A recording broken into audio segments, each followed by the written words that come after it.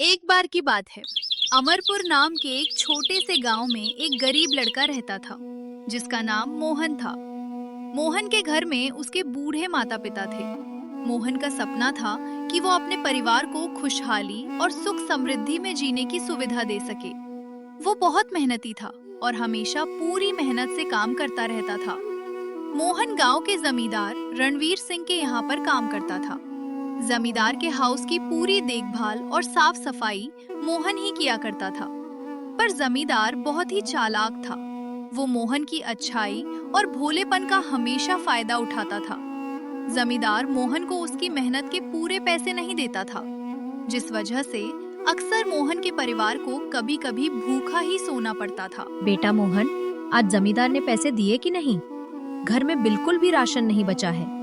कल से तेरे पिता ने केवल पानी पीकर दिन काटा है। नहीं माँ, मैंने जमींदार जी से पैसे मांगे थे, पर उन्होंने कहा कि मैं कल दूंगा। अभी मेरे पास पैसे नहीं है माँ, इसलिए मैं ये कुछ जंगल से फल ले आया हूँ। आज इसी को खाकर आप सब अपना पेट भर ले। माँ, मुझे माफ करना, मैं आप लोगों के लिए चाहकर भी ज्यादा कुछ नहीं कर पाता। मेरा ये हाथ, ये मेहनत सब बेकार है माँ। नहीं बेटा, तू ऐसा क्यों सोचता है? तू तो दुनिया का सबसे अच्छा बेटा है। तेरे जैसा बेटा अगर किसी भी माँ बाप के पास हो तो उनका जीवन तो वैसे ही धन्य है। कोई नहीं, आज हम ये फल खाकर ही अपने पेट की भूख को शांत करेंगे।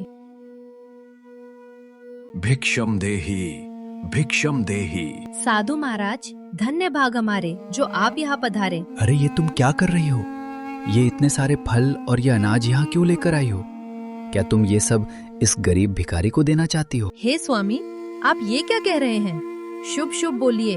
ये साधु महाराज जी हैं। आप ऐसे इनका अपमान न करें, वरना परिणाम बहुत बुरा होगा। मेरा ऐसा अपमान आज तक कभी किसी ने नहीं किया।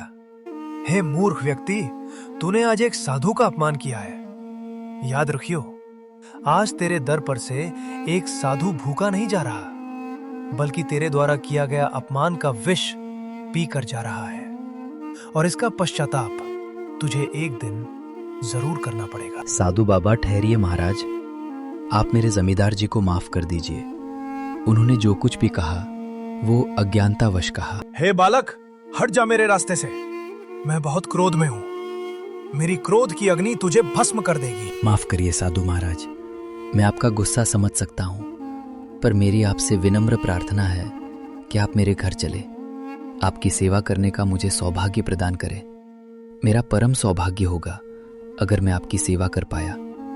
भले ही मेरे पास सोने की थाली नहीं है, पर श्रद्धा के आंसू जरूर है। मोहन की बातों से साधु महाराज का दिल पिघल जाता है और एक पल में ही उनका गुस्सा शांत हो जाता है और वो मोहन के घर जाने को राजी हो जाते हैं। मोहन साधु महाराज को घर लेकर जाता है। वहाँ साधु महाराज देखते हैं कि मोहन एक बहुत ही गरीब कुटिया में रहता था।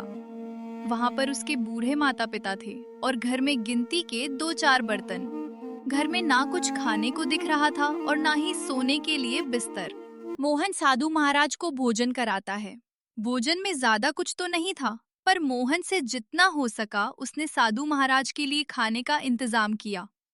खाने में उसने कुछ फल रखे और उसकी माँ ने बड़ी चाव से मीठे चावल की खीर बनाई थी। बेटा, मैं तुम्हारी सेवा भाव से बहुत प्रसन्न हुआ हूँ। तुम्हारे पास कुछ ना होते हुए भी बहुत कुछ है। आज तुम्हारे पास खुद के खाने को खाना नहीं है, फिर भी तुमने मुझे पेट भर भोजन कराया, जिससे तुम्हारे हृदय की कोमलता झलकती है। बेटा, मेरी बात हमेशा याद रखना। इस धरती पर ईश्वर से बड़ा कोई नहीं। ईश्वर सबका हिसाब करता है। तुम्हें इस जीवन में ये गरीबी इसलिए देखनी पड़ी क्योंकि पिछले जन्म में तुमने कुछ बुरे कर्म किए थे।